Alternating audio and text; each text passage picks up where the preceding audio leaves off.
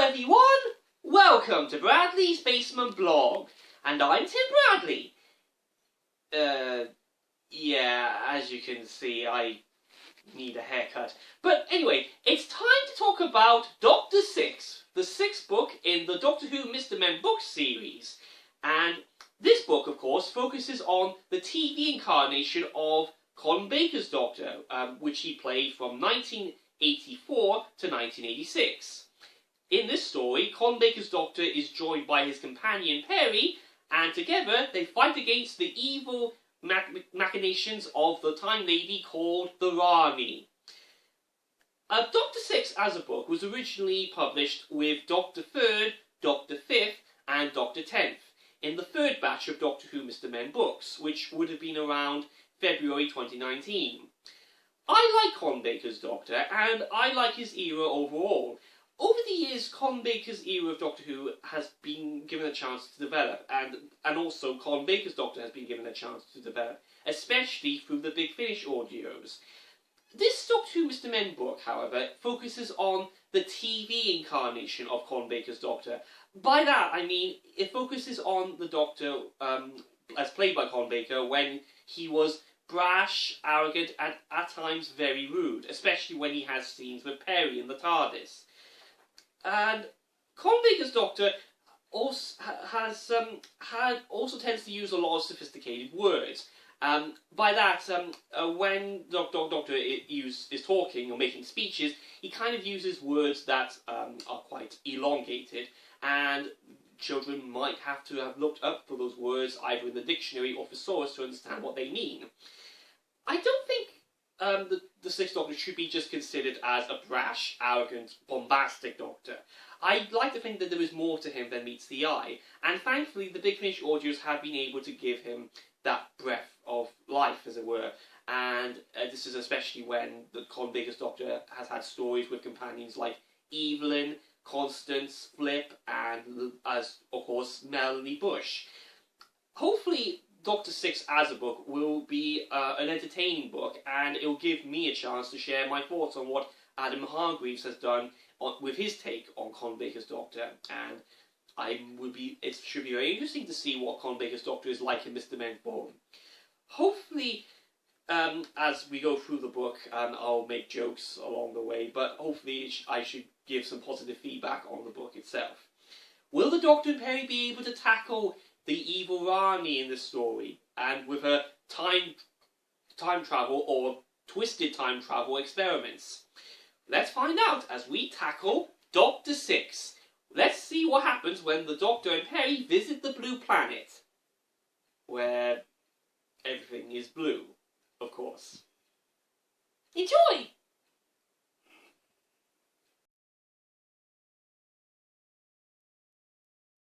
The front cover has Colin Baker's Doctor looking very pinky. He has blonde curly hair, of course, is wearing a sea green cravat, and has his orange-green shoes from the TV series. He also has a blue nose. Strange that he's not wearing the multicoloured coat from the TV series. A lot of these Doctor Who Mr. Men characters end up being stark naked, like Peter Davison said when I chatted to him about his Doctor's Mr. Men book in Folkestone 2018. The companions also end up being stark naked in these books the more I think about it. The book begins with the Doctor and Peri in the TARDIS. The Doctor isn't looking too happy here, and Peri looks bluer than I usually see her in the TV series. And she has a red nose. Also, is Peri a triangle in the book? The Doctor and Peri were travelling through time in the TARDIS, when the Doctor suddenly looked concerned. "This is most unusual," cried the Doctor. "Time is being twisted." Yes, such a shame that time got caught up in a tornado. Hopefully it's not as bad as when disaster happened in that 1996 Twister film, which I didn't like when I saw it. "But how do you know?" asked Peri. "How do I know?" spluttered the Doctor. Look at the clock!" I'm surprised the Doctor didn't go, "How do I know? How do I know? How do I know?" like he often did when he said things 3 times in reaction to Peri's remarks or questions in the TARDIS. Actually, looking at that clock, it does look bad. The Doctor should have gone to a better clockmaker the way it's ended up. Also, why is the clock situated in front of the scanner screen? Unless it's not meant to be positioned there with time being twisted. The Doctor and Peri won't be able to see much outside the TARDIS with the clock blocking the scanner screen. We next see the TARDIS not looking so good with it being twisted about in space and orbiting a blue planet close by. Quick! We must land! The TARDIS is twisting! It can't travel through twisted time! Exclaimed the Doctor. Is there such a thing as twisted time, Doctor? Or did you just make that up? He then steered the TARDIS towards the nearest planet. Surely the planet that the TARDIS is heading for must be Earth. I mean, that's where the TARDIS always ends up, isn't it? They can't do a Doctor Who story like this with a blue planet, and the blue planet doesn't end up being Earth, right? And we cut to what's happening on the blue planet, and we see a rather familiar figure. I'm sure you can guess who this is. Unknown to the Doctor and Peri, there was another TARDIS that had already landed on the planet. Another TARDIS, and another Time Lord. Or rather, a Time Lady. Yes, we can all deduce that this is the Rani, as played by Kate O'Mara, from the Doctor Who story called The Mark of the Rani.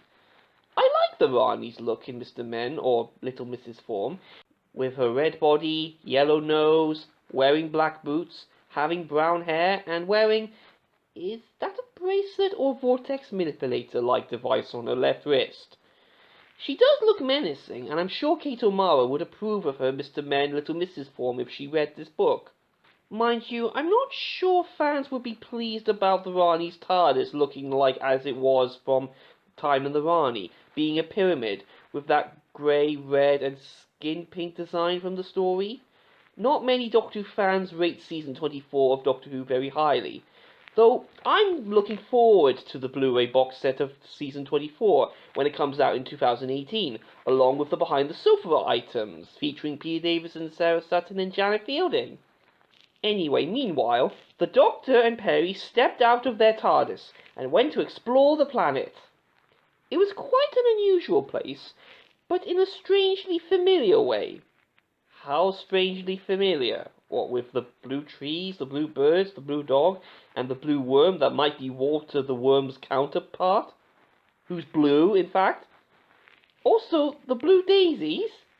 The Doctor and Peri might have just ended up in Nonsense Land where Mr. Silly lives. I think this is the blue planet, said the Doctor. Oh, so we're not on Earth. Interesting revelation. I actually like it that this story takes place on a planet that's not Earth for a change. Mind you, it would have been nice if the planet had a name, and not just be called the Blue Planet. You don't say, laughed Peri. Yes, Peri, you would fit in nicely on this blue planet, what with being blue yourself. Thank goodness your nose is red, and not blue, as it would be very difficult to distinguish you from everything else that's blue on this planet. I'm still not sure why you had to be a triangle for this story. On the next page, we find the Doctor and Peri have moved out of the blue planet into some kind of white void. Gosh, I hope they haven't ended up in the void that will lead them into the land of fiction like in The Mind Robber with Patrick Troughton's Doctor. Maybe that's what Twisted Time does to you, to make you end up in the land of fiction.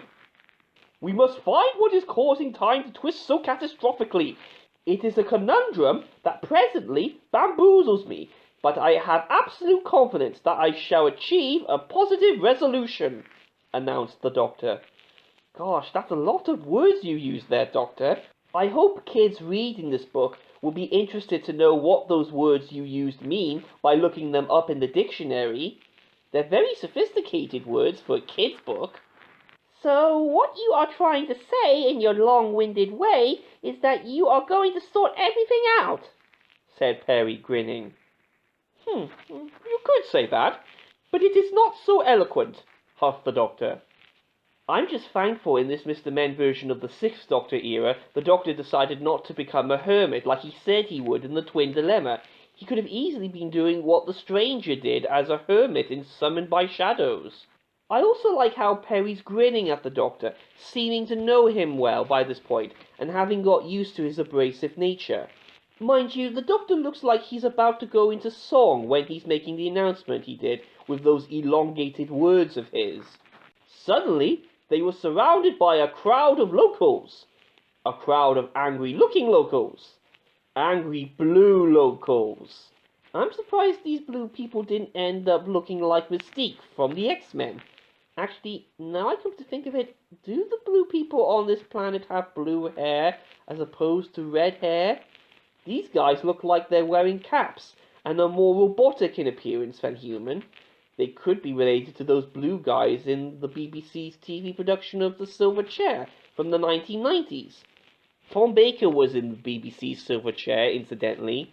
They don't look very friendly, remarked the Doctor. You don't say, laughed Peri. Sorry, I couldn't help add that line of dialogue in, but it's something I imagine Peri would say when Old Sixty states the blinking obvious. Doctor, what's happening? Cried Peri. Are they taking us prisoner? Usually that does happen when you and the Doctor visit an alien planet, Peri. I'm surprised you're not used to it by now with all the travels you've had in the TARDIS, both with the Doctor in his P. Davis incarnation and his Colin Baker incarnation. I have a suspicion that we are about to find out who is behind all this, said the Doctor. You look rather annoyed the way you're looking at Peri, Doctor. You're not helping much by giving that annoyed look of yours compared to Peri, who seems dreadfully upset. Actually, in comparing the blue locals on the previous page compared to this page, the blue locals there have their mouths wide open, whilst the blue locals here have their mouths closed shut. Surely there's got to be a picture where the blue locals are happy whilst living on the blue planet, rather than looking angry. How come they're not red in the face when they're angry? Or do they actually look blue in the face when they're angry? It must be hard to tell whenever we see these locals get angry. And the Doctor, who was rarely ever wrong, was right. I'm sure there are instances where the Doctor has been wrong about something compared to being right all the time. Anyway, here he is meeting up with the Rani, and he's not too happy about it, the way he's looking at her, whilst the Rani points a finger at him. Yes, I've got a pointy finger too, Rani. The Rani! The Doctor cried as the crowd parted to reveal the Rani. Thank goodness you recognized her, Doctor. For all we know, she could have ended up looking like Siobhan Redmond instead of Kate O'Mara. Hello, old friend, the Rani greeted him. Having trouble with your TARDIS? And you're clearly having trouble, Rani, with choosing a planet that's meant to be blue, whereas it isn't actually 100% blue. Yeah, I know the ground's blue and the moon's blue. That's interesting. Seeing a blue moon in the sky. Or is it a blue sun? But the clouds aren't blue, and the sky isn't blue according to this picture. The sky's pink, isn't it? How come a blue planet where everything's supposed to be blue isn't altogether blue anyway? Does this make any sense to anyone? On the next page, we see the Rani in control of what appears to be a grandfather clock. A grandfather clock with all of its gears and motors hanging loose. Has the Rani messed up the Master's TARDIS from the Deadly Assassin and the Keeper of Traken?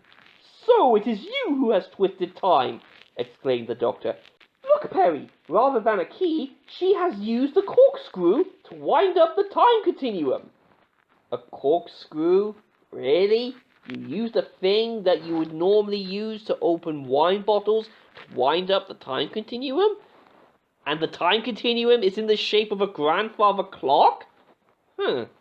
That's unusual. I've never thought of the time continuum being depicted as a grandfather clock before.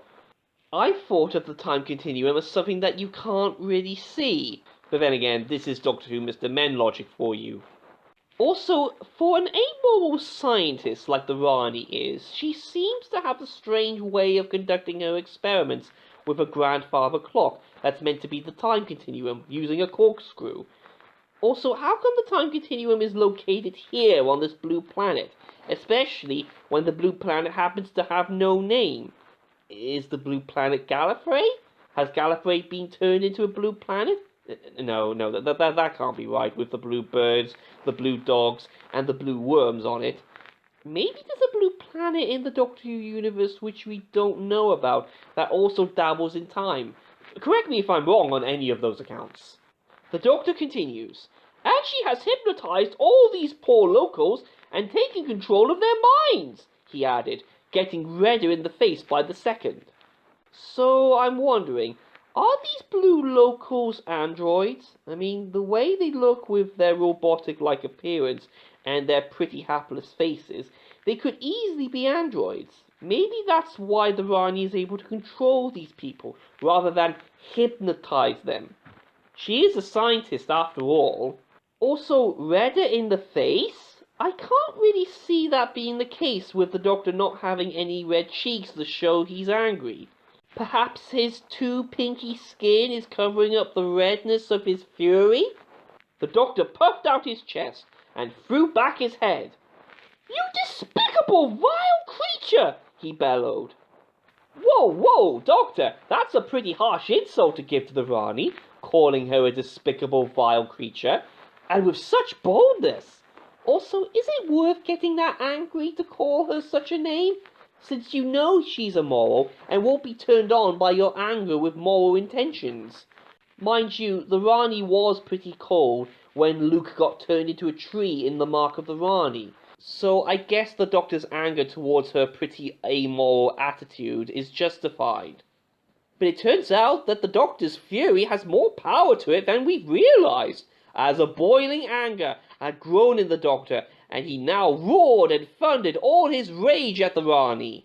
The force of his anger was so great that he shook the crowd of locals right out of their hypnosis. Wow, I had no idea that the Sixth Doctor's fury and anger could do that. Shake people out of their hypnosis?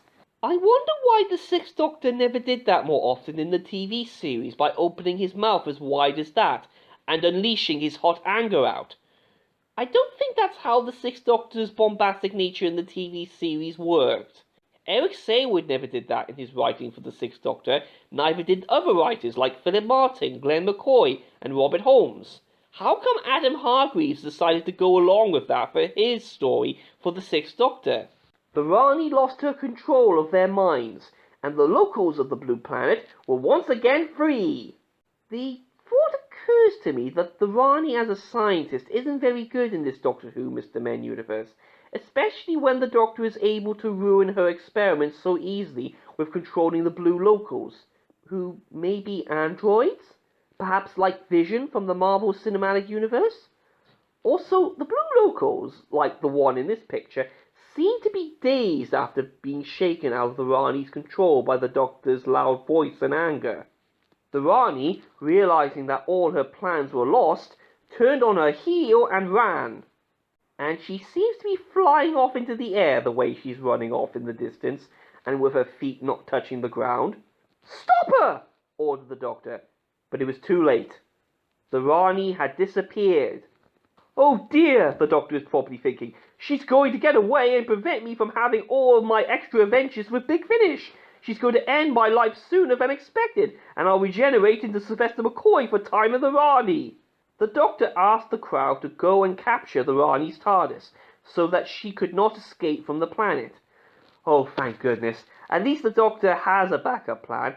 Hopefully in this Doctor Who Mr. Men universe, Colin Baker won't be sacked by the BBC, and he'll have adventures with Evelyn Smythe, Constance Clark, Flip Jackson, and many more companions before he meets up with Melanie Bush in Terror of the Vervoids.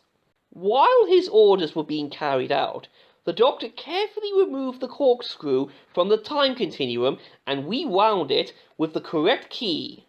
Hopefully, the Doctor will be able to give the corkscrew back to the person who had it stolen by the Rani when he or she was uncorking a bottle of wine at a hotel somewhere in the universe. It's also nice to see the Doctor having a happy face for a change, as opposed to having a grumpy or angry face that he often seems to have in this book. I hope it is the correct key he's put into that grandfather clock that represents the time continuum, by the way. Also, nice to see the rocks looking blue on the planet too. Mind you, the sky's turned white instead of pink for a change. Still not blue, and the sun or moon, whatever it was, has vanished. "You really outsmarted the Rani," said Peri. "I did, didn't I?" said the Doctor, beaming proudly. "You're not beaming proudly in this picture, Doctor. You look more like you're annoyed about something. Still, when you have a brain as prodigiously clever as mine, it is not so difficult." "Oh, Doctor, How incredibly vain you are. "And like a little modesty," murmured Peri. "My thoughts exactly, Peri. Still wondering why you look like a triangle, though." "What's that?" spluttered the Doctor. "Shouldn't that be thundered, the Doctor, Mr. Adam Hargreaves? Spluttering wouldn't be in the Sixth Doctor's nature. During his abrasive period in seasons 21 and 22, old 60 would be very confident about himself, hence his vanity and quote-unquote modesty." "Oh, nothing," said Peri. "I was just mentioning your honesty." Does this give an indication that Peri might be scared of the Sixth Doctor when travelling with him? After all, he's not like that young previous self she travelled with. She really liked him, since he was sweet and such. Mind you, the Sixth Doctor, he didn't like his fifth self's sort of feckless charm. It simply wasn't him, apparently. As the Doctor and Peri were returning to their TARDIS, gosh, the Doctor and Peri didn't have much of a holiday when they were on the Blue Planet. Mind you, they had to sort out the twisted time caused by the Rani when she tampered with that grandfather clock time continuum. Anyway, the Doctor and Peri heard a sudden cry. "Come back with my TARDIS!" It was the Rani, chasing after a crowd of locals who were carrying off her TARDIS. And from the look of things, the locals seem to be happy now. They've got smiling faces.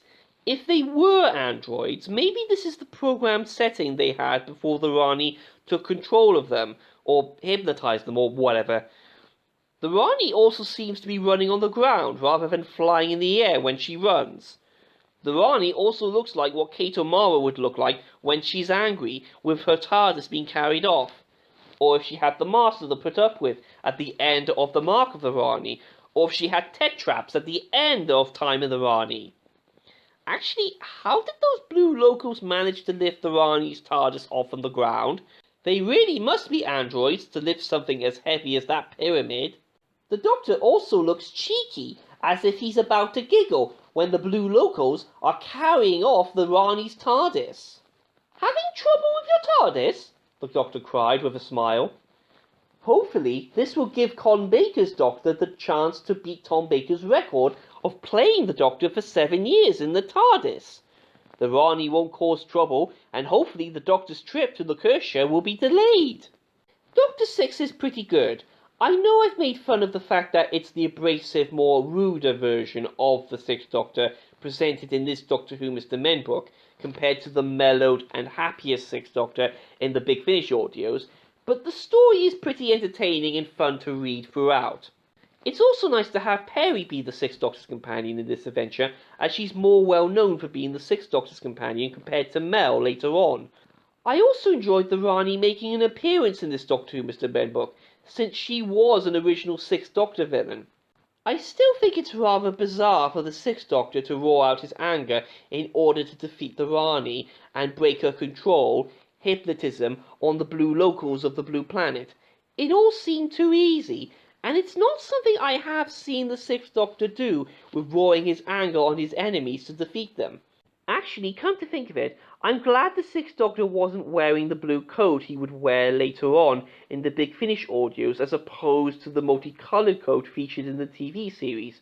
I don't know if him not wearing a coat makes him less of the jester he seemed to appear in the TV series. I'm pleased to have read and reviewed Doctor 6, as it's a fun instalment in the Doctor Who Mr. Men book series. The Sixth Doctor and Peri are well represented, and the Rani was a good choice for a villain. Despite the Sixth Doctor era being a turbulent era on TV, it's respected with love in this book. Thank you for watching this review by me on Doctor 6. I hope you enjoyed it. Next time I'll be checking out the 7th book in the series called Doctor 7th, featuring the 7th Doctor and Ace. The Master's in that story too, as well as the Cheetah people from Survival. Is Kara in the tale too? Stay tuned. Thanks for watching. Bye for now.